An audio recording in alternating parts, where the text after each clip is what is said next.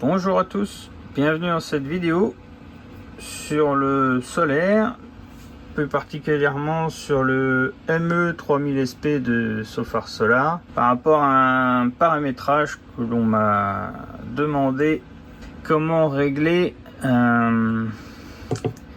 pour ne pas que la batterie descende en dessous d'un pourcentage donné durant l'hiver, mais en gardant les fonctions automatiques pour recharger la batterie avec du surplus.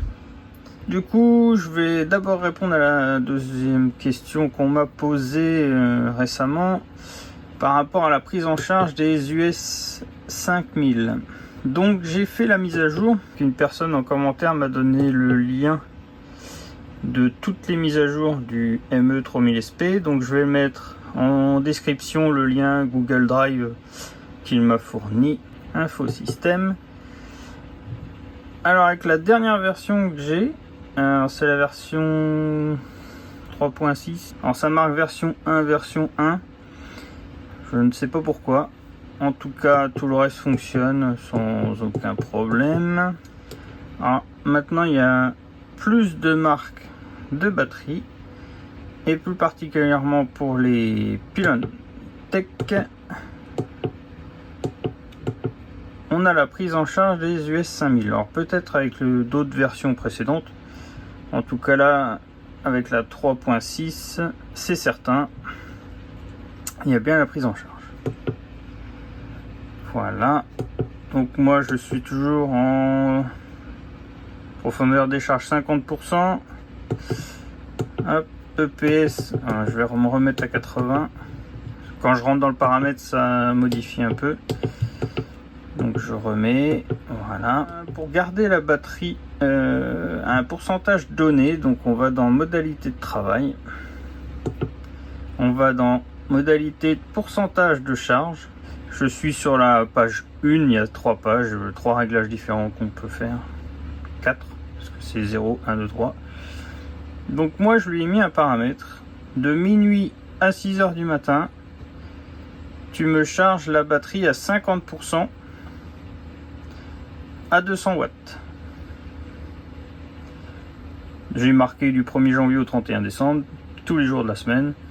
Ça, bon. Bref. Alors j'ai mis 200 watts parce que quand j'ai ma pompe à chaleur qui consomme 5000 watts au maximum et la voiture qui charge, ça arrive. En ce moment surtout, la nuit. Donc j'arrive à des pics à 8000. Un peu plus de 8000 plus la maison. J'ai un contrat à 9000 watts.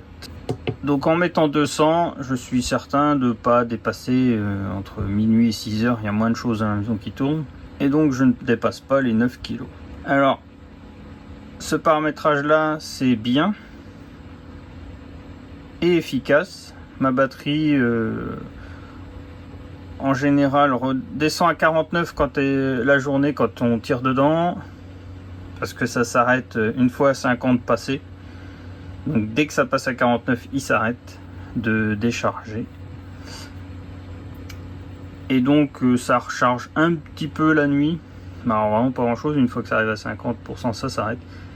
Mais c'est surtout pour les jours où il fait vraiment pas beau, où ça baisse 1% par jour, à peu près. Avec mes 6 batteries. Quand je sors de ce paramètre là, ça le sauvegarde. Et l'avantage c'est que il ne faut pas remettre en mode automatique. On reste en sortant de pourcentage de charge, on sort. Et l'onduleur se remet automatiquement en mode automatique en dehors de cette plage horaire définie. Donc en gros de 6 heures du matin à minuit, si j'ai plus de production que de consommation, ça va aller dans la batterie et inversement en mode automatique.